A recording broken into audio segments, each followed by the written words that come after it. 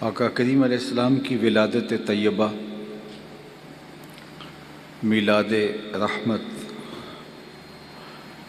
حضور علیہ الصلاۃ والسلام کا مولود مسعود تشریف آوری اللہ کی بہت بڑی نعمت ہے، بلکہ جتنی دیگر نعمتیں ہمیں میسر آئیں ان ساری نعمتوں اور ساری کرم نوازیوں کا سبب ذات رسالت مآب صلی اللہ علیہ وآلہ وسلم ہے۔ مولانا ظفر علی خان نے کہا تھا، سب کچھ تمہارے واسطے پیدا کیا گیا، سب غایتوں کی غایت اولا تم ہی تو ہو، لولاک لما خلقت الافلاک، اس پہ شاہد عادل ہے۔ حضور کی ولادت، حضور کی تشریف آوری اللہ کا اس کائنات پہ سب سے بڑا احسان ہے، اور اللہ نے بجا طور پہ اس احسان کو بیان بھی کیا، جتلایا بھی۔ لقد من اللہ علی المؤمنین اذ بعث فیہم رسولا، کہ اس نے اہل ایمان پہ احسان کیا، من و کرم فرمایا کہ ان میں اپنے رسول برحق کو مبعوث فرمایا۔ اگر حضور تشریف نہ لاتے، آپ کی جلوہ گری نہ ہوتی، تو آج کی دنیا تصور کریں کیسی دکھتی۔ بیٹیوں کو زندہ درگور کر دیا جانا حضور کی آمد سے قبل لوگوں کا ایسا معمول تھا جس پہ داد پاتے تھے۔ معاشرہ انہیں تحسین کی نگاہ سے دیکھتا تھا، جیسے کوئی بڑا کارنامہ سر انجام دیا، اور بیٹی کو اپنے ہاتھوں سے زندہ درگور کر دینے والا فخر و مباحات کے ساتھ اترا کے چلتا تھا کہ میں اپنی آبرو کی حفاظت کی۔ لیکن میرے حضور جلوہ گر ہوئے تو آقا کریم نے خواتین کو عزت دی، بیٹیوں کو وقار کی مسند پہ بٹھایا، اور ایک جملہ آپ نے بارہا علماء سے سنا ہے، اس کی آواز ڈبل آ رہی ہے، ایکو بند کر دیں، ایکو اس کی بند کر دیں، مجھے ڈبل آ رہی ہے، کچھ تھوڑا سا اسپیکر کا رخ دیکھ لیں۔ توجہ چاہوں گا۔ تو حضور کی ولادت سے قبل، شاید آواز کم کر دیں گے تو شاید بہتر ہو جائے گا۔ حضور کی ولادت سے قبل لوگ بیٹیوں کو اپنے ہاتھوں سے زندہ درگور کر دیتے اور اس پہ فخر و مباحات کرتے، اور جب بیٹیاں زندہ درگور ہوتی تھیں، ان زندہ درگور ہونے والی بیٹیوں کی نہ کوئی FIR کٹتی تھی، نہ کوئی اس پہ آنسو بہاتا تھا، اور نہ ہی اس کے لیے کوئی درد کا، ہمدردی کا اظہار کرتا تھا۔ ایک نہیں ہزاروں بچیاں یوں ریت میں دفن کر دی گئیں، اور ان کے آنسو اسی ریت میں جذب ہو گئے۔ لیکن پھر ایک آواز بلند ہوتی ہے۔ آپ میں سے بہت سارے لوگوں کو عربی متن کے ساتھ وہ کلمات یاد ہوں گے۔ جب بیٹیوں کو زندہ درگور کر کے باپ فخر کر رہا تھا، تو میرے آقا، میرے مولا حضور ختمی المرتبت صلی اللہ علیہ وآلہ وسلم نے ارشاد فرمایا، فاطمہ تو بدعۃ منی، لوگوں سن لو، میری فاطمہ میرے جگر کا ٹکڑا ہے۔ لوگوں نے اس کو کلمہ تحسین کے طور پہ لیا، لیکن میں سمجھتا ہوں یہ اس ظالمانہ سماج کے خلاف کلمہ جہاد تھا۔ جب بیٹیوں کو زندہ درگور کر کے باپ فخر کر رہا تھا، تو یہ کہنا کہ میرے جگر کا ٹکڑا ہے، اس زمانے میں یہ کلمہ جہاد تھا جو حضور علیہ السلام نے بلند کیا۔ آج اپنی بیٹی کے لیے کتنے محبت برے لفظ باپ بولتا ہے، ماں کتنے پیار برے جذبات کا اظہار کرتی ہے، لیکن اس وقت جب باپ زندہ درگور کرتا تھا اور ماں اس پر آنسو بھی نہیں بہا سکتی تھی، اس زمانے میں یہ جملے کہ میرے جگر کا ٹکڑا ہے میری بیٹی، تو یہ دنیا کو، اس ظالمانہ سماج کو ایک میسج دینا تھا کہ بیٹیاں کس عزت کے قابل ہیں، اور پھر اس کا نتیجہ کیا ہوا۔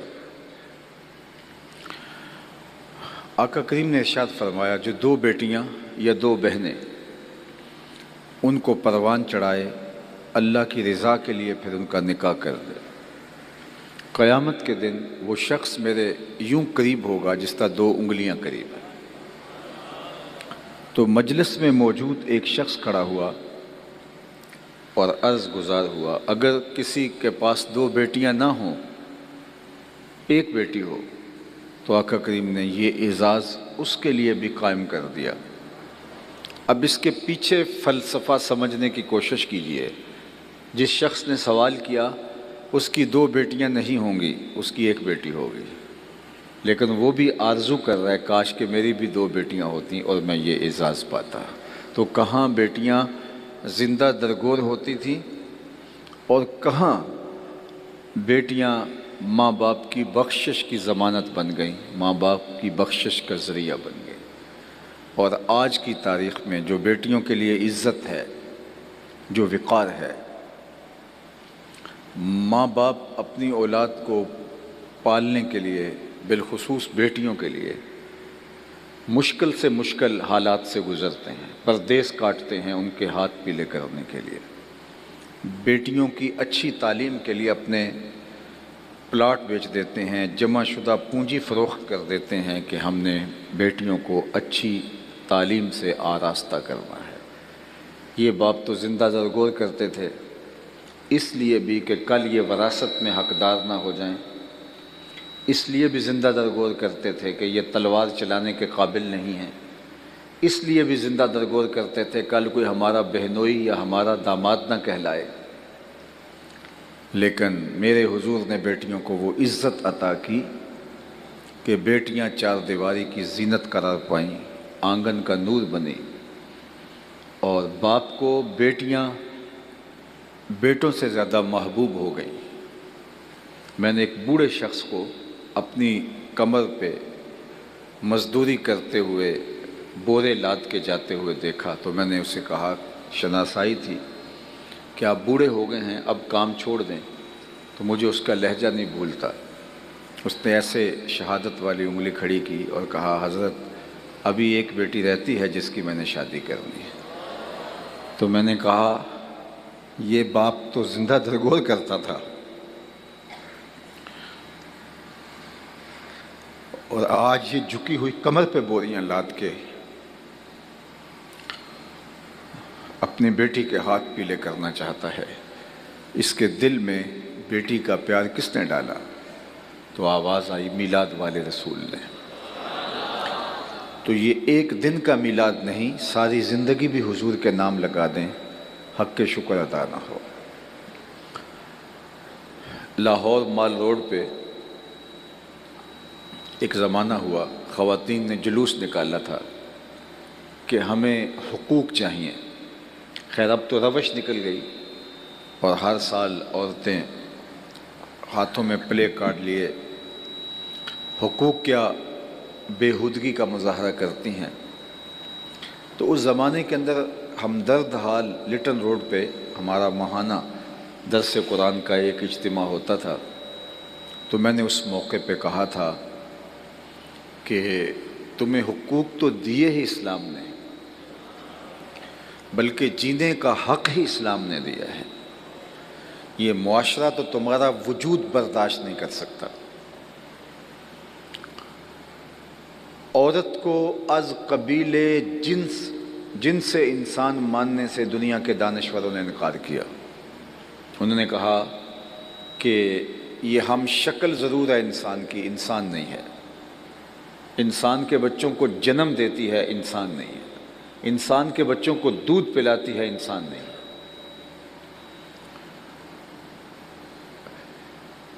کسی نے کچھ کہا، کسی نے کچھ کہا، لیکن میرے حضور نے جنت کو کھینچ کے ماں کے قدموں تلے رکھ دیا۔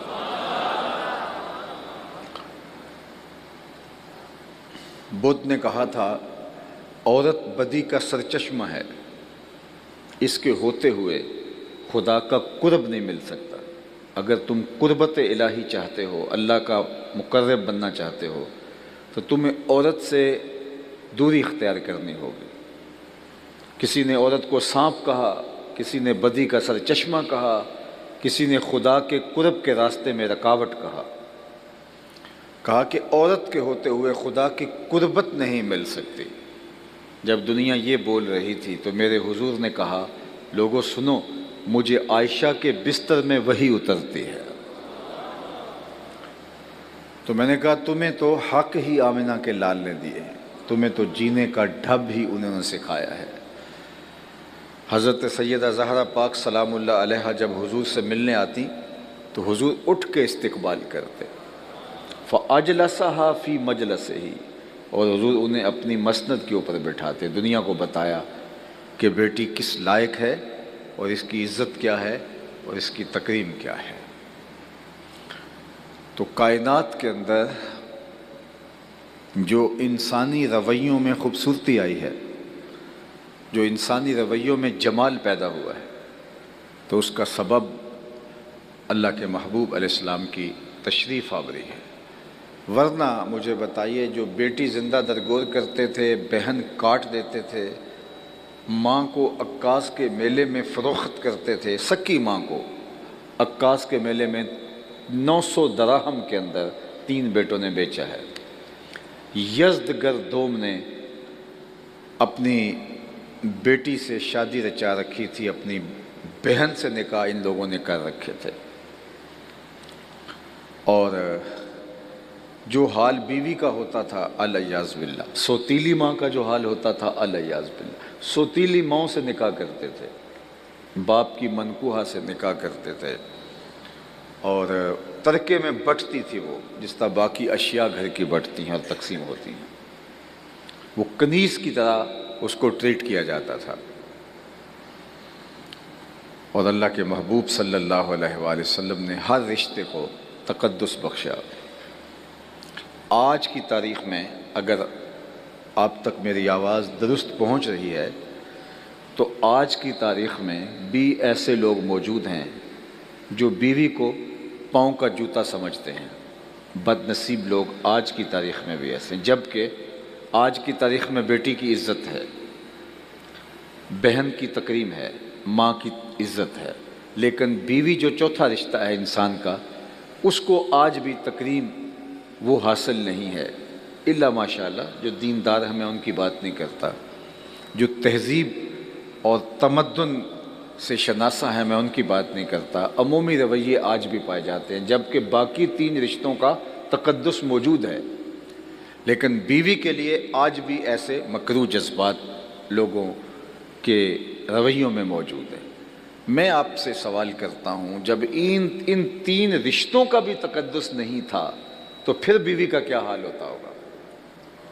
یعنی جب ان 3 رشتوں کا آج کی تاریخ میں تقدس موجود ہے تو کئی لوگ بیوی کو پاؤں کا جوتا کہہ دیتے ہیں، تو مجھے بتاؤ جب ان 3 رشتوں کا بھی تقدس نہیں تھا تو اس وقت بیوی کا کیا حال ہوتا ہوگا؟ لیکن میرے اور آپ کے آقا و مولا حضور ختم المرتبت صلی اللہ علیہ وآلہ وسلم نے ارشاد فرمایا، خیرکم خیرکم لأہلہ وَأَنَا خَيْرُكُمْ لِأَهْلِ، تم میں سے بہترین وہ ہے جو اپنے اہل خانہ کے ساتھ بہترین ہے، اور میں تم میں سب سے زیادہ اپنے اہل خانہ کے ساتھ بہتر ہوں۔ ام المومنین سیدہ عائشہ رضی اللہ تعالی عنہ کو حضور حمیرہ کہہ کے پکارتے تھے، لاڈ سے حضور نے یہ نام رکھا تھا۔ فرماتی ہیں ایک دن میں آب خورے میں پانی لے رہی تھی تو اللہ کے محبوب تشریف لائے، تو مجھے دیکھا اور دور سے مجھے پکارا، حمیرہ تھوڑا سا پانی میرے لیے بھی چھوڑنا، تو میں نے حضور کے لیے تھوڑا سا پانی چھوڑ دیا، تو آقا کریم نے میرے ہاتھ سے آب خورا لیا، پھر پانی پینے لگے، پھر رک گئے اور پھر مجھ سے مخاطب ہوئے اور فرمایا، عائشہ ذرا بتانا تم نے ہونٹ کہاں لگائے تھے؟ مجھے یہ بتاؤ، اگر شوہر کا رویہ بیوی کے ساتھ یہ ہو تو گھر کا جنت کا ماحول نہیں بنے گا۔ اور آج کتنے لوگ ہیں جو یہ تو چاہتے ہیں کہ بیوی ہمارا جھوٹا لے لے، لیکن وہ بیوی کا جھوٹا نہیں لینا چاہتے۔ یہ میں نے پچھلے دنوں میں کہا ایک جگہ پہ، میں نے کہا کہ مومن کے جھوٹے میں شفا ہے، اور لوگ پیروں کا جوٹا پیتے ہیں، تو میں نے کہا پیر صاحب مرید کے جوٹے میں بھی اسی طرح شفا رکھی گئی۔ اللہ کے محبوب صلی اللہ علیہ وآلہ وسلم کی زندگی کا ایک واقعہ آپ نے بارہا علماء سے سنا ہوگا کہ حضرت ابو ہریرہ رضی اللہ تعالیٰ عنہ فرماتے ہیں کہ بھوک کی شدت اتنی تھی کہ پیٹ کمر سے چپک گئے۔ یہ صفہ کے چبوترے پہ حضور سے پڑھنے والے لوگ تھے۔ آقا نے سوال سے منع کیا تھا، مخمسے کی حالت میں جائز بھی ہے لیکن ہمیں سوال کرنے کی ہمت نہیں پڑ رہی تھی۔ جب انتڑیوں میں بل پڑنے لگے اور بھوک سے نڈال ہو گئے اور کمر سیدھی نہیں ہو رہی تھی، تو کہتے ہیں میں مسجد نبوی کے ایک ایسے گوشے میں آ کے بیٹھ گیا جہاں لوگ گزر کے اندر جاتے تھے۔ میرا خیال یہ تھا کہ کوئی مجھے دیکھے گا اور میرے چہرے کی نکاہت سے محسوس کر لے گا کہ مجھے بھوک لگی ہے اور میرے درد کا درماں ہو جائے گا، مجھے سوال کی نوبت بھی نہیں آئے گی اور میری ضرورت بھی پوری ہو جائے گی۔ لیکن جو آئے اور سلام لے کے گزر جائے، کسی نے میرے اندر اتر کے دیکھنے کی زحمت گوارا نہ کی۔ ہستی پلکوں کے نیچے غم بھی پلتے ہیں، مگر کون دیکھتا ہے اتنی گہرائی میں۔ کہتے ہیں میں نے کہا کہ خود بات کرنی چاہیے، تو حضرت عمر رضی اللہ تعالیٰ عنہ آئے۔ میں نے انہیں کوئی مسئلہ شرعی پوچھا تو انہوں نے اس کا جواب دیا اور آگے بڑھ گئے۔ میں نے کہا کہ میرا کام تو نہیں بنا۔ پھر میں انتظار میں تھا کہ حضرت صدیق اکبر رضی اللہ تعالیٰ عنہ آئے، ان سے بھی کوئی مسئلہ شرعی دریافت کر لیا۔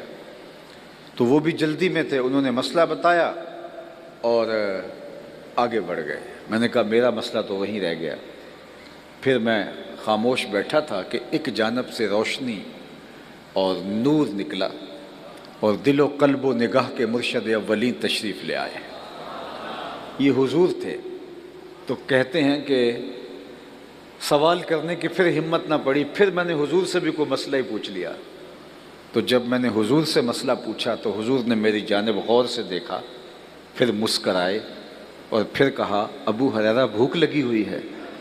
میں نے کہا جی حضور مجھے بھوک لگی، مسئلہ یہی تھا۔ تو کہا میرے ساتھ آ جاؤ۔ پھر وہ واقعہ آپ نے سنا ہے کہ حضور لے گئے ان کو اور اہل خانہ کو آواز دی کچھ کھانے کے لیے ہے، تو انہوں نے کہا دودھ کا ایک پیالہ ہے۔ تو کہتے ہیں جب دودھ کے پیالے کا سنا تو میری جان میں جان آ گئی، کئی دنوں کا فاقہ تھا۔ تو حضور نے فرمایا ابو ہریرہ؟ میں نے کہا جی حضور میں حاضر۔ فرمایا وہ جو صفہ کے چبوترے پہ بیٹھے ہیں جاؤ ان کو بھی بلا لاؤ۔ یہ 70 لوگ تھے اور دودھ کا ایک پیالہ نکلا گھر سے۔ تو دودھ کے پیالے کا سن کے میں سرشار ہوا تھا، لیکن جب حضور نے فرمایا کہ جاؤ وہ جو 70 بیٹھے ہیں ان کو بھی بلا لاؤ، تو میرے من میں آیا کہ قطرہ قطرہ بھی نہیں آئے گا۔ حکم تھا تعمیل کی، ان کو بلا لایا۔ حضور نے وہ پیالہ منگوایا اور میرے ہاتھ میں ہی دیتے ہوئے فرمایا ابو ہریرہ دائیں سے شروع ہو جاؤ۔ کہتے میں آگے بڑھا اور ایک صحابی کو پیش کیا، وہ پینے لگا تو میری نظر دودھ کے پیالے کے دودھ پر تھی۔ کہا وہ سیراب ہو کے پی گیا لیکن ایک قطرہ بھی کم نہیں ہوا۔ مجھے تسلی ہو گئی۔ پھر میں نے دوسرے کو دیا، تیسرے کو دیا، چوتھے کو دیا، پانچویں کو دیا، 70 آدمی دودھ پی گئے اور پیالہ بھرے کا بھرا۔ لگتا تھا رب نے اس پیالے کا کنیکشن حوض کوثر سے جوڑ دیا تھا۔ کہتا جب 70 آدمی دودھ پی گئے تو حضور نے فرمایا ابو ہریرہ کون باقی؟ میں نے کہا حضور ایک آپ باقی، ایک میں باقی۔ تو آقا کریم نے فرمایا اب تم پیو۔ تو کہتے میں نے پیا اور خوب سیراب ہو کے پیا۔ پھر آقا کریم نے فرمایا اور پیو، تو میں نے پھر اور پیا۔ پھر تیسری مرتبہ فرمایا ابو ہریرہ اور پیو۔ میں نے کہا مجھے قسم ہے جس نے آپ کو حق کے ساتھ مبعوث کیا ہے، میرے میں ایک قطرے کی گنجائش بھی نہیں ہے۔ تو حضور نے میرے ہاتھ سے وہ پیالہ لیا اور یہ کہہ کے نوش جاں فرمایا ساقل قوم آخرہم شربن، جو قوم کا ساقی ہوتا ہے، پلانے والا ہوتا ہے، وہ خود تو آخر میں پیتا ہے۔ اور پھر حضور نے وہ پیالہ نوش جاں کیا اور ختم کر دیا۔ دودھ کا ایک پیالہ 70 صحابہ کے لیے، حضرت ابو ہریرہ کے لیے اور حضور علیہ السلام کے لیے کافی ہو گیا۔ ایک تو اس کا معجزاتی پہلو ہے کہ دودھ کا پیالہ اتنے لوگوں کے لیے کافی ہو گیا۔ اعلیٰ حضرت بولے ہاں جناب ابو ہریرہ کیسا تھا وہ جام شیعہ؟ ہاں جناب بو ہریرہ کیسا تھا وہ جام شیر جس سے 70 صاحبوں کا دودھ سے منہ بھر گیا۔ دودھ کا ایک پیالہ 70 لوگوں کو اور 71واں عدد حضرت ابو ہریرہ ہیں ان کے لیے کافی ہو گیا۔ تو یہ حضور کا معجزہ ہے، لیکن میرے استاد فرمایا کرتے تھے اس کے اس پہلو کو کیوں فراموش کر دیتے ہو کہ 2 جہاں کا سردار ہے اور 71 آدمیوں کا جوتا پی رہا ہے۔ تو حضور علیہ السلام 71 آدمیوں کا جوتا دودھ کا پیالہ نوش جان کر رہے ہیں۔ تو میں نے کہا پیر صاحب آپ کا جوتا بھی تبرک ہے، لیکن مرید صاحب کا جوتا بھی تبرک ہے، اس میں بھی اللہ نے شفا رکھی ہے۔ اور میں کہتا ہوں پیروں کو کبھی کبھی یہ مشق کرنی چاہیے، کبھی مریدوں کا جوتا بھی پئیں، کبھی اوروں کا، کبھی امام صاحب کو مقتدیوں کا جوتا پینا چاہیے، کبھی باپ کو بیٹوں کا جوتا پینا چاہیے۔ تو یہ تاکہ ایسا نہ ہو کہ بندہ یہ سمجھ لے جائے کہ میں ہی سب کچھ ہوں اور باقیوں کے لیے تصور ہی اور بن جائے۔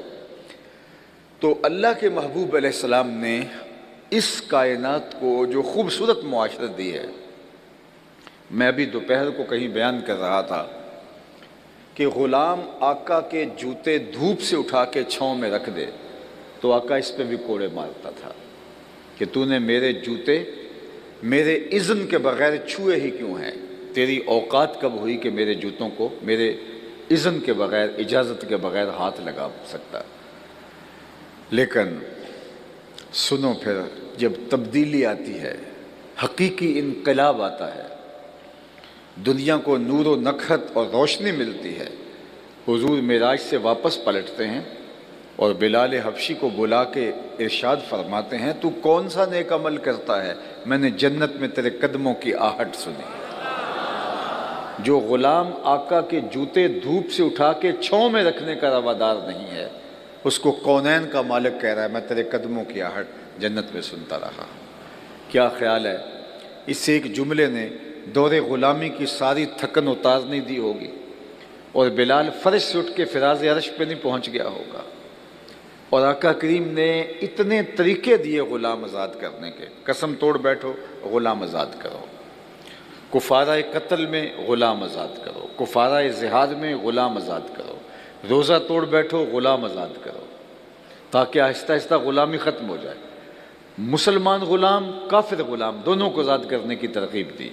اس دور کی سب سے بڑی سخاوت غلام آزاد کرنا تھا، اور سب سے مہنگی سخاوت غلام آزاد کرنا تھا۔ حضرت عثمان غنی رضی اللہ تعالیٰ عنہ ہر جمعے کو ایک غلام آزاد کرتے۔ حضرت عمر ہر وہ شخص جو لمبی نمازیں پڑھتا آپ کے غلاموں میں سے اسے آزاد کر دیتے۔ غلاموں نے لمبی لمبی نمازیں پڑھنا شروع کر دی۔ لوگوں نے کہا عمر یہ تمہیں دھوکہ دیتے ہیں صرف آزاد ہونے کے لیے۔ تو حضرت عمر نے کہا اگر یہ خدا کے نام پہ دھوکہ دیتے ہیں میں 100 بار کھانے کو تیار ہوں۔ حضرت ابو بکر صدیق رضی اللہ تعالیٰ عنہ نے کتنے غلاموں کو آزاد کیا؟ حضرت بلال کو حضرت صدیق اکبر نے آزاد کیا تھا۔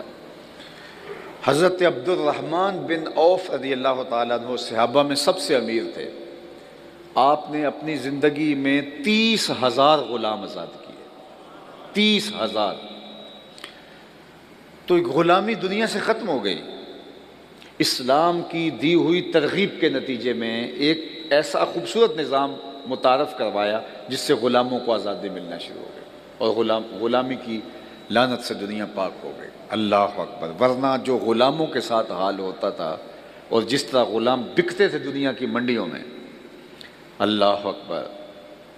تو یہ میرے حضور تھے جنہوں نے آ کے اس نظام کو ختم کیا، اور دنیا کو جب تک غلام موجود رہے تو ان کو یہ حکم دیا جو خود پہنتے ہو انہیں بھی پہناؤ، جو خود کھاتے ہو انہیں بھی کھلاؤ، ایسا بوجھ نہ ڈالو جس کو وہ اٹھا نہ سکیں، ان کے خیال کا، ان کے آرام کا خیال رکھو۔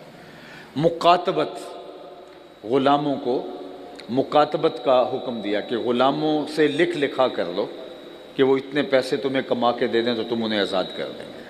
اللہ اکبر۔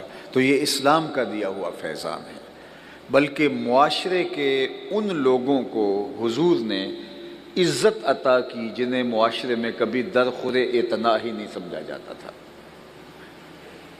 میں ایک مثال آپ کے سامنے رکھتا ہوں۔ مدینہ المنورہ میں ایک خاتون ہے جس کا توازن ذہنی ٹھیک نہیں ہے۔ اللہ کے محبوب صلی اللہ علیہ وآلہ وسلم مسجد نبوی میں تشریف فرما ہے تو وہ دروازے پر آتی ہے اور آقا کریم کو اشارہ کر کے بلاتی ہے کہ میری بات سنو۔ اللہ کے محبوب فرماتے ہیں کہیے کیا کہنا ہے؟ اس نے کہا میں نے آپ سے کوئی باتیں کرنی ہیں۔ فرمایا کہو۔ کہا یہاں نہیں کرنی، آپ باہر آئیے، میں وہاں بات کرنی۔ اللہ اکبر، کونین کے سردار اس کی بات سننے کے لیے مسجد نبوی سے باہر جا رہے ہیں۔ عرب کی چل چلاتی دھوپ، کار نبوت کی اہم ذمہ داریاں اور حضور کا نازک بدن، اور اس نے حضور کو دھوپ میں کھڑا کر لیا۔ صحابہ کہتے ہیں میں غصہ بڑا آ رہا تھا لیکن کہہ کچھ نہیں سکتے تھے، حضور خود ہی تو کان لگائے سن رہے تھے، اور اس کی باتیں بھی ایسی تھی چونکہ اس کا توازن ذہنی ٹھیک نہیں تھا۔ اس نے گھنٹوں تک حضور کو وہاں دھوپ میں کھڑا کیے رکھا، اور آقا کریم غور سے اس کی گفتگو سنتے رہے۔ جب وہ جانے لگی تو صحابہ نے عرض کی حضور اس کا ذہن توازن ٹھیک نہیں ہے، اور یہ جس کے پاس کھڑی ہوتی ہے جان نہیں چھوڑتی، لوگ اس کو دیکھ کے راستہ بدل لیتے ہیں۔ آپ کا نازک بدن اور قیمتی وقت، کار نبوت کی اہم ذمہ داریاں آپ کے کندھوں پر، تو آپ ایسی ویسی عورتوں کی باتیں کیوں سنتے ہیں؟ اس کو تو پورا مدینہ منہ نہیں لگاتا، اس کی کوئی بات نہیں سنتا۔ تو حضور نے فرمایا عمر، پورے مدینے میں اس کی کوئی نہیں سنتا، میں بھی نہ سنوں؟ اور اس بڑھیا کو آواز دے کے کہا جب دکھ زیادہ ہو جائیں جہاں مرضی کھڑا کر کے محمد کو اپنی باتیں سنا لیا کرو۔ ایک تو ہی ہوتے ہیں میریاں آساں دا سہارا، دس کنوں کراں جے تینوں نہ کراں یاد۔ یہ ایک دن کا میلاد یہ حق ادا نہیں کرتا۔ میں میلاد منانے والوں کو بھی کہتا ہوں کہ جو میلاد ہے اس کو اس کی روح کے ساتھ مناؤ۔ اعتراض ہوگا ہی نہیں، ہوا بھی تو بہت کم ہوگا۔ خام خواہ اس کے اندر ایسی باتیں یا ایسی چیزیں شامل نہ کرو جن کی شریعت اجازت نہیں دیتی۔ سنجیدگی کے ساتھ، متانت کے ساتھ، شریعت کے ضابطوں کی مطابقت کے اندر۔ اور دوسری بات یہ عرض کرنا چاہوں گا، یہ جو میلاد کا موسم آیا ہے یہ کوئی سیزن نہیں ہے نعت خوانوں کا یا پیروں کا یا مولویوں کا۔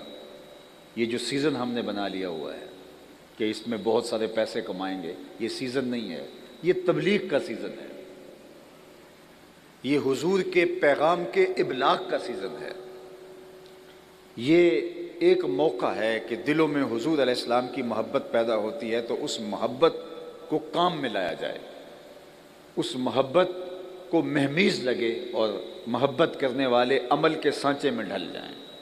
علامہ اقبال علیہ رحمہ نے سیرت النبی کے عنوان سے منعقدہ میلاد کے ایک جلسے میں کہا تھا کہ جو میلاد کا دن ہے 12 ربیع الاول، یہ امت کو جوڑنے کا ذریعہ ثابت ہو سکتا ہے، اور اس میں امت کو حضور کی دہلیز کے قریب کیا جا سکتا ہے، کیونکہ یہ اتنا ایسا موقع ہوتا ہے کہ دل ہیں حضور کی محبت سے بھرے ہوئے ہوتے ہیں۔ تو محبت کے اظہار کا خوبصورت سلیقہ، اس سے کوئی انکار نہیں کرے گا۔ کوئی اگر بدبخت ہے تو اس کا کہا نہیں جا سکتا، لیکن اس میلاد کے موسم کو حضور علیہ السلام سے قربت کا ذریعہ بناؤ، کثرت سے درود اپنی اولاد کو پڑھنا سکھاؤ۔ علماء نے 100 طریقے لکھے ہیں۔ علموا اولادکم محبت رسول اللہ صلی اللہ علیہ وآلہ وسلم۔ ڈاکٹر عبدہ یمانی نے ایک کتاب لکھی ہے، اس میں متعدد طریقے لکھے ہیں کہ اپنی اولاد کو حضور کا پیار کیسے سکھایا جا سکتا ہے۔ بعض علماء نے 100 طریقے لکھے، بعض نے اس سے بھی زیادہ لکھے، لیکن علامہ اقبال نے کہا 3 طریقے حضور کی محبت کی نشت کے ذریعہ ہو سکتے ہیں۔ ان میں سے ایک انہوں نے یہی کہا، درود شریف۔ کثرت درود حضور کے ساتھ پیار کا، حضور کی قربت کا سبب ہے۔ تو ہم جو میلاد کے جلسے ہیں، میلاد کے جلوس ہیں، اجتماعات ہیں، ان کو کوئی بس ایک کھیل کود کا ذریعہ نہ بنائیں، اس کو کثرت درود کا ذریعہ بنائیں۔ بار بار حضور پر درود، سنجیدگی اور متانت کے ساتھ حضور کی سیرت کا بیان، حضور کے فضائل کا بیان، حضور کے مناقب کا بیان۔ یہ نعت خوانی خود درود ہے. اگر یہ ہمارا کاروبار نہ بنے اور اس کے ذریعے سے ہم اپنی جیبیں بھرنے کے چکر میں نہ ہوں اور اس کے اندر ایسی چیزیں شامل نہ کر دی جائیں جن پر شریعت قدغن لگاتی ہے، تو میں سمجھتا ہوں کہ جو محفل نعت ہے یہ بہت بڑا ذریعہ ہے حضور کی قربت کا. اور حضور کے کتنے صحابہ تھے جو حضور کی مدح کرتے تھے اور آقا کریم کی خوشنودی کا سبب تھا یہ. تو اس لیے یہ جو محافل میلاد ہیں، یہ جو مجالس ہیں، یہ دن خاص طور پہ آج اگر چاند طلوع ہو گیا ہے تو 12 دن جو خاص طور پہ کثرت کے ساتھ درود پڑھیں گے تو آپ کی اولاد اور آپ حضور کے قریب ہوں گے. آپ طے کریں کہ اس میلاد میں ہم اتنی مرتبہ درود پڑھنا ہے اور اپنے بچوں کو بٹھا کے اپنے بچوں کو درود پڑھنے کا عادی بنانا ہے.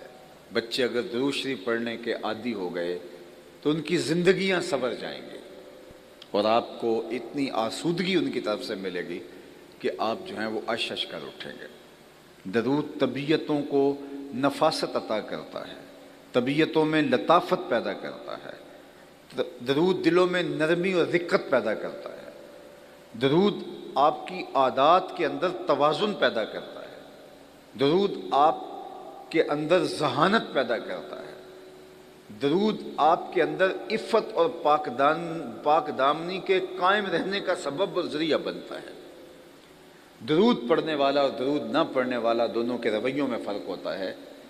اگر ہم آج ہی اپنی اولاد کو درود پڑھنے کا عادی بنائیں گے تو خود بخود درود سے وہ صاحب درود کے قریب ہوتے چلے جائیں گے.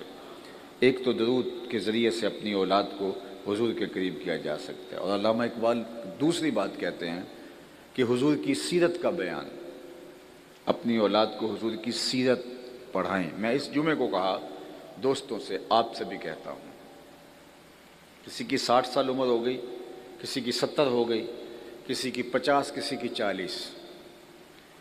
میں علماء سے بات نہیں کر رہا کیونکہ ہماری ضرورت ہوتی ہے، لیکن باقی جو عام عوام ہیں میں ان سے پوچھتا ہوں کہ آپ نے کتنی کتابیں جو ہیں وہ حضور کی سیرت کی پڑھی ہے.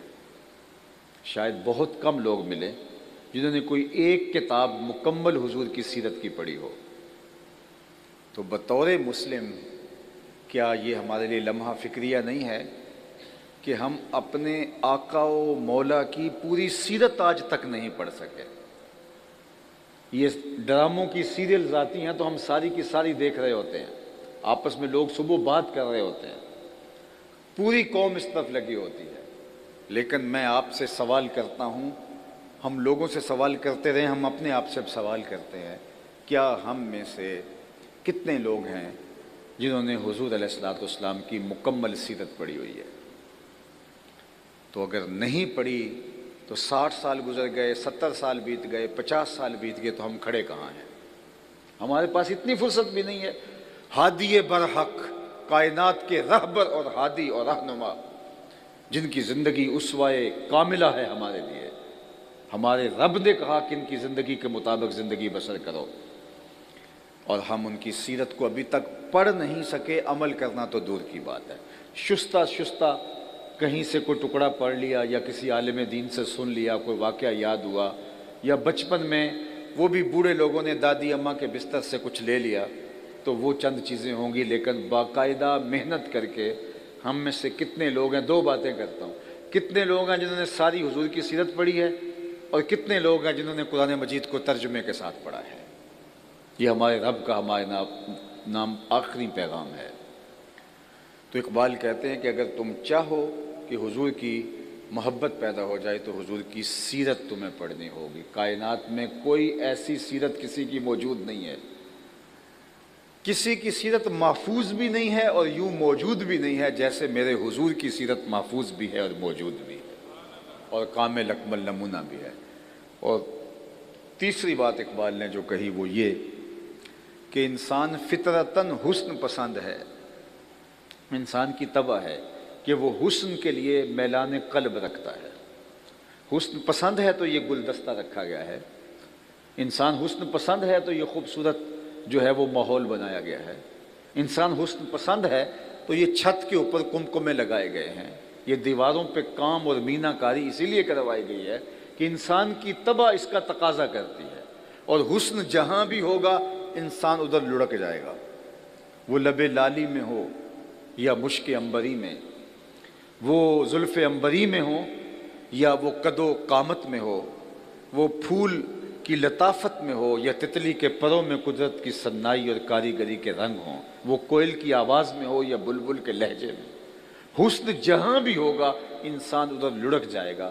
اقبال کہتا ہے یہ طے ہے کہ انسان فطرتاً حسن پسند ہے اور حسن کی طرف اس کا میلان قلب ہوتا ہے۔ تو کہتے ہیں جب یہ طے ہے تو اگر آپ چاہیں کہ اپنی اولاد کا میلان قلب جو ہے وہ حضور کی جانب کریں تو پھر حضور کے حسن کے قصیدے سناؤ، کیونکہ انسان حسن پسند ہے، اور سارا حسن جس چوکھٹ کا پانی بھرتا ہے اور جہاں عشق بھی غلامی کرتا ہے وہ محمد عربی کا آستان نور ہے۔ بلکہ اعظم چشتی مرحوم نے تو قلم ہی توڑ دیا، سمجھا نہیں ہنوز میرا عشق بے ثبات، تو کائنات حسن ہے یا حسن کائنات، کہ ابھی تک محو حیرت میں ہوں، تو کائنات حسن ہے یا حسن کائنات، میرا عشق بے ثبات ابھی اس کا فیصلہ نہیں کر سکا کہ تجھے کائنات حسن کہوں یا حسن کائنات کہوں۔ اللہ اکبر، وہ حسن دیا کل قمر لیلۃ البدر لم ارا قبلہ ولا بعدہ مثلہ۔ حضرت ابو ہریرہ کہتے ہیں کیا بتاؤں حضور جیسا میری آنکھ نے نہیں دیکھا، 14ویں رات کے چمکتے ہوئے چاند کی طرح تھے حضور۔ پھر کہتے ہیں نہیں حضور جیسا میری آنکھ نے دیکھا ہی نہیں۔ حضرت حسان بن ثابت کہنے لگے دیکھتے کیسے، خدا نے کوئی ایسا بنایا ہی نہیں، کسی ماں نے ایسا جنم ہی نہیں دیا، خدا نے وہ سچا ہی پن چھڑیا جدے وچ محمد نو ٹالیا سی، حسینہ جمیلاں دا منہ موڑ دیتا، محمد بنا کے قلم توڑ دیتا، ایسا پیکر تراشا۔ تو اگر آپ چاہتے ہیں کہ آپ اپنی اولاد کو حضور کا پیار سکھائیں تو حضور کا حلیہ، حضور کے شمائل، حضور کی صورت ان کے سامنے رکھنی ہوگی۔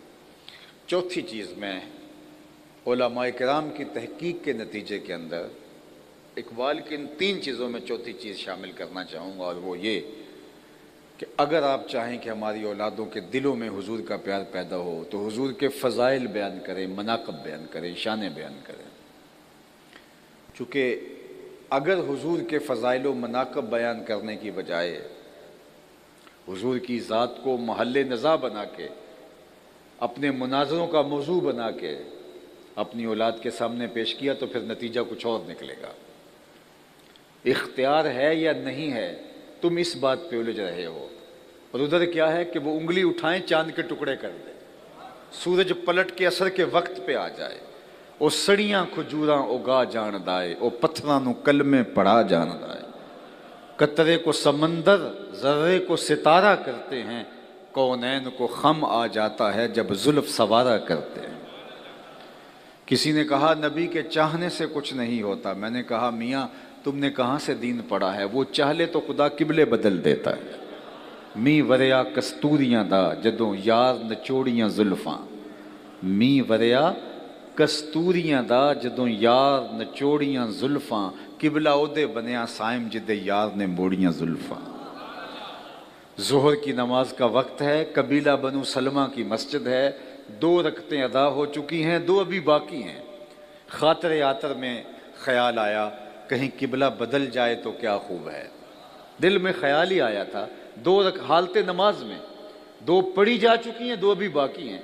طائر سدرہ نشین کے پروں کے پھڑ پھڑانے کی آواز آنے لگی، جبریل حاضر خدمت ہوئے، رب کا سلام اور سندیسہ دیا، محبوب اگر خیال آ گیا ہے تو ابھی رخ پھیر لو، یا اللہ تیری نماز تو پوری ہو لے۔ ہم نے نماز کا وقت بدلنا ہو نا تو 1 دن پہلے بتاتے ہیں، کل سے نماز ظہر 2:15 بجے ہوگی، چونکہ لوگ تو آئے ہیں 2 بجے کے حساب سے، تو آپ نے اسی دن بتایا تو لوگ گلے کو آئیں گے، تو نماز کا وقت بدلنا ہو تو 1 دن پہلے بتانا پڑتا ہے۔ یہاں تو قبلہ بدلنا تھا، 1 نماز ہی پہلے بتا دیا جاتا، کہا نہیں محبوب ابھی رخ پھیر لو، مالک تیری نماز تو پوری ہو لے، کہا میری نماز بعد میں پوری ہوگی، پہلے تیری مرضی پوری ہوگی۔ می وریا کستوریاں دا جدوں یار نچوڑیاں زلفاں، تے قبلہ اودے بنیا سائم جدے یار نے موڑیاں زلفاں۔ وہ تو رخ بدل دے تو خدا قبلے تبدیل کر دیتا ہے۔ تو اپنی اولاد کو حضور علیہ السلام کے فضائل، مناقب، عظمتیں بیان کرو، اس کا لازمی نتیجہ یہ ہوگا کہ ان کے دل میں حضور کی محبت جاگزی ہوگی، ان کے فضائل، ان کی شانیں بیان کرو۔ آج دنیا چاند پہ پہنچ کے فخر کر رہی ہے، اور یہ چاند حضور قدموں میں بلا رہے ہیں۔ اللہ اکبر! چاند کو توڑتے بھی ہیں اور چاند کو جوڑتے بھی ہیں، توڑنا بھی جانتے ہیں اور جوڑنا بھی جانتے ہیں۔ حضرت عبداللہ ابن عباس کہتے ہیں ایک دیہاتی آیا اور حضور سے کہتا ہے، حضور وہ جو درخت کے اوپر پکا ہوا پھل ہے، یہ اگر آپ کی نبوت کی گواہی دے تو میں آپ کو اللہ کا رسول مان لوں گا۔ فرمایا پھر تو مان لو گے؟ کہا انکار کی گنجائش نہیں رہے گی۔ حضور نے اشارہ کیا، ٹوٹ کے قدموں میں آ گیا، حضور کی رسالت کی گواہی دی۔ اب اس نے ایمان قبول کر لیا۔ اب وہ پھل اس کی جھولی میں ڈال دیتے، جاؤ اپنے خاندان میں جا کے بانٹو؟ نہیں، چلو صحابہ کو بانٹ دیتے، وہ قیامت تک فخر کرتے رہتے، ان کی نسلیں فخر کرتی رہتی کہ ہم نے معجزے سے ٹوٹی ہوئی کھجوریں کھائی ہیں۔ لیکن حضور نے اس پھل سے مخاطب ہو کے کہا، تمہیں جس کام کے لیے بلایا تھا وہ ہو گیا، اب واپس جا کے شاخ سے جڑ بھی جاؤ۔ صرف توڑنا نہیں جانتے، جوڑنا بھی جانتے ہیں۔ چاند کو توڑا بھی ہے، چاند کو جوڑا بھی ہے۔ اور یہاں کسی نے کیا خوب کہا، چاند کو توڑ کے جوڑنے والے، چاند کو توڑ کے جوڑنے والے، ہم بھی ٹوٹی ہوئی تقدیر لیے بیٹھے ہیں، ہم بھی شکستہ تقدیر آپ کے سامنے لیے بیٹھے ہیں، اور غزہ کا درد ہم خاصہ خاصان رسل کے حضور پیش کرتے ہیں کہ یہ امت شکستہ پا ہو گئی، در بدری کی ٹھوکریں اس امت کا مقدر بن گئی۔ تو چاند کے ٹکڑے کر کے اس کو پھر جوڑنے والے، یہ امت ٹوٹی ہوئی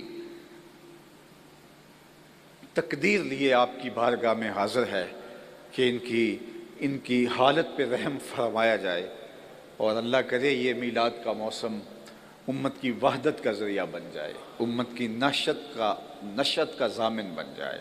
56-57 اسلامی ملک اللہ ان کے دل میں ڈال دے کہ وہ غیرت کا نور پالیں اور کھڑے ہو جائیں اور اپنے بھائیوں اور اپنی بہنوں کو اور ان کٹتے ہوئے بچوں کو بچا سکیں۔ اس وقت امت جس حالت میں، جن زخموں میں اور جن اذیتوں میں مبتلا ہے، شاید ماضی میں اتنا دردناک دور اس امت کو جو ہے وہ دیکھنا نہیں ملا۔ یہ اللہ تعالیٰ جل شانہ کی بارگاہ میں دعا ہے کہ اللہ اس موسم میلاد کا صدقہ، ان مبارک گھڑیوں کا صدقہ، غزہ کے مسلمانوں کی مدد، نصرت اور اعانت فرمائے، اپنی پناہوں کا حصار، آبرو مند زندگی، دنیا دین آخرت کی بہاریں۔ اور آخری بات، اور میری گفتگو اپنے اختتام کی طرف بڑھ جائے گی، اور وہ یہ کہ حضور علیہ السلام کے میلاد کو منانے کا صرف یہ رنگ اور آہنگ ہی نہیں کہ ہم جھنڈیاں لگائیں، چراغاں کریں اور گلیوں کو سجا دیں، گلیوں کی صفائی اور ستھرائی کر دیں۔ اگرچہ محبت کے اظہار کا یہ ایک رنگ ضرور ہے، لیکن میلاد کا حقیقی تقاضا یہ ہے کہ حضور کے لائے ہوئے نظام کو اپنی زندگی میں اتارا جائے۔ اس کا میں آپ کے سامنے ایک حدیث کا حوالہ دے کے اپنی گفتگو کو سمیٹتا ہوں۔ ایک دن حضور وضو فرما رہے تھے کہ صحابہ حضور کے وضو کے پانی کو زمین پر نہیں گرنے دیتے، زمین پر نہیں گرنے دیتے۔ تو آقا کریم علیہ الصلوۃ والسلام نے صحابہ سے پوچھا، ما یحملکم علی ھذا، تمہیں اس بات پر کس نے ابھارا ہے کہ میرے وضو کے پانی کو تم زمین پر نہیں گرنے دے رہے؟ تو انہوں نے کہا، حب اللہ و رسولہ، اللہ اور اس کے رسول کی محبت نے۔ یعنی حضور نے حکم نہیں دیا کہ میرے پانی کو تم اپنے ہاتھوں پہ لے لینا اور اپنے چہروں پہ مل لینا، یہ ان کا اپنا انداز محبت اور اپنی الفت کا ایک قرینہ اور رنگ اور آہنگ تھا۔ تو آقا کریم نے فرمایا، میں نے تو اس کا حکم نہیں دیا، تمہیں کس چیز نے اس بات پہ ابھارا کہ میرے وضو کے پانی کو زمین پر نہیں گرنے دے رہے؟ تو انہوں نے کہا، حب اللہ و رسولہ، اللہ اور اس کے رسول کی محبت۔ تو آقا کریم علیہ الصلوۃ والسلام نے اس کی نفی نہیں کی، ان کے جذبے کی حوصلہ شکنی نہیں کی، وہ جو کر رہے تھے وہ محبت سے کر رہے تھے۔ لیکن حضور نے ارشاد فرمایا، جو یہ چاہے کہ اللہ اور اس کے رسول سے محبت کرے اور اللہ اور اس کا رسول اس سے محبت کرے، اس کو یہ 3 کام کرنے چاہیے۔ سب سے پہلے وہ جب بھی بولے سچ بولے، دوسری بات جب اس کے پاس امانت رکھی جائے خیانت نہ کرے، اور تیسری بات جو اس کی ہمسائیگی میں آ بسے وہ ہمسائیگی کا حق ادا کرے۔ یعنی تمہارا یہ عمل بھی اپنی جگہ پہ درست کہ تم میرے وضو کے پانی کو زمین پر نہیں گرنے دے رہے، لیکن کہیں محبت کے اس مظہر کے اندر کوئی یا آنے والا کوئی دین کی ان قدروں کو بھول نہ جائے کہ ٹھیک ہے ہم نے ادب کا یہ انداز اختیار کر لیا تو باقی دین معاف ہو گیا، ایسا نہیں ہے۔ تو فرمایا کہ اگر تم یہ چاہتے ہو تمہارا یہ کام بھی اسی مقصد کے لیے، اللہ اس کے رسول کی محبت کے لیے، تو پھر تمہیں میں تاکید کرتا ہوں کبھی جھوٹ نہیں بولو گے، کبھی ہمسایوں کے حقوق پامال نہیں کرو گے، اور کبھی امانت میں خیانت نہیں کرو گے۔ بلکہ حضور سے پوچھا گیا کہ مومن بزدل ہو سکتا ہے؟ فرمایا نہیں، مومن بہادر ہوتا ہے، لیکن فرمایا ہو سکتا ہے کبھی بزدلی بھی کر جائے، آخر بشری تو ہے۔ پھر پوچھا گیا کہ مومن بخیل ہو سکتا ہے؟ کہا نہیں، سخی ہوتا ہے، لیکن ہو سکتا ہے کبھی بخل بھی کر جائے، آخر بشر ہی تو ہے۔ پھر تیسرا سوال ہوا کہ مومن جھوٹا ہو سکتا ہے؟ فرمایا جھوٹا نہیں ہو سکتا، یہ طے ہے کہ مومن ہو اور جھوٹا ہو یہ نہیں ہو سکتا، چونکہ ہمارے نبی تو وہ ہیں جن کو کافر بھی صادق اور امین کہتے ہیں، تو ہم کیسے جھوٹ بول سکتے ہیں؟ لوگ کہتے ہیں جی جھوٹ نہ بولیں تو آج سودا نہیں بکتا۔ میں کہتا ہوں جاپان والے کیسے بیچ لیتے ہیں؟ وہ پوری دنیا پہ فروخت کر رہے ہیں۔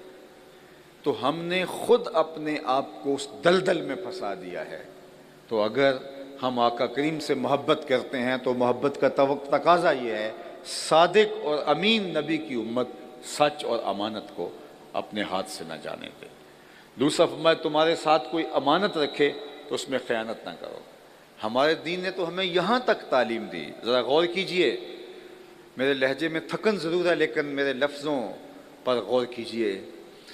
حضور علیہ الصلوۃ والسلام نے اور ہمارے دین نے ہمیں جو تعلیمات دی ہیں ان میں یہ ہے کہ اگر آپ کسی سے ہم کلام ہوں اور وہ آپ سے بات کر رہا ہو اور بات کرتے کرتے وہ دائیں بائیں دیکھے تو اس کا مطلب یہ ہے کہ وہ یہ چاہ رہا ہے کہ میری بات کوئی اور نہ سنے، تو تمہارے پاس جو اس کی اب باتیں آ گئی ہیں وہ امانت ہوں گی۔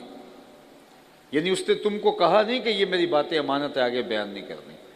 اگر وہ باتیں کرتے کرتے لہجے کو دھیما کر لیتا ہے، دائیں بائیں دیکھتا ہے، تو پھر اس کا مطلب ہے کہ وہ چاہ رہا ہے کہ میری باتیں لیک نہیں ہونی چاہیے، تو تمہارے اوپر لازم ہے کہ اس کی باتوں کو امانت رکھو۔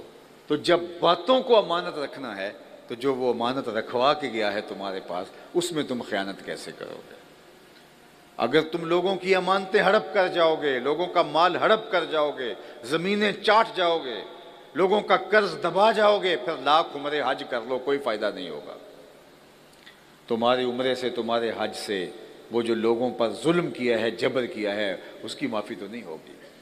تو اس لیے ہمارا دین ہمیں کیا کہہ رہا ہے کہ اپنی زندگی کو خوبصورت بناؤ، اور آخری بات کہ ہمسائے کے ساتھ سلوک اچھا کرو۔ اگر اور ہمسایہ 40 گھروں تک ہوتا ہے، 40 گھروں تک، اگر ہم اپنے ہمسائے کے ساتھ اچھا سلوک کرنے کی ٹھان لیں تو ایک صالح معاشرہ تشکیل پاتا ہے جو جنت نما معاشرہ ہوگا۔ لیکن جب ہم سمجھتے ہیں کہ ٹھیک ہے ہمسایہ دکھ میں ہے تو رہے، ہم عاشق رسول ہوتے ہیں، ہم بہت پکے مسلمان ہیں، تو میاں نہیں، ایسا نہیں ہے۔ ہمارا دین ہم سے عمل کا تقاضا کرتا ہے۔ میرے شیخ کا ایک شعر ہے، یاری لا تو پاک نبی سنگ اے پر پوری یاری، پھر درود قبول ہے تیرا لکھ نہ لو ایک واری۔